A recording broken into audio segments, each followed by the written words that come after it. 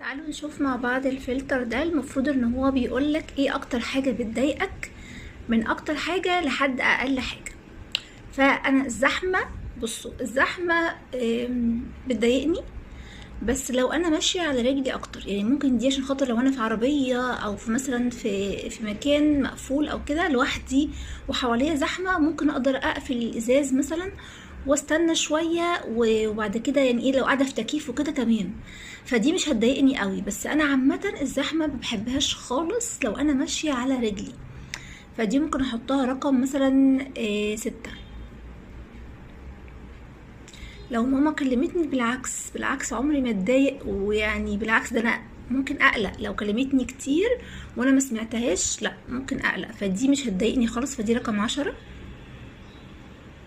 اه، لما الحاجة بقى تقع على لابتوب او موبايل او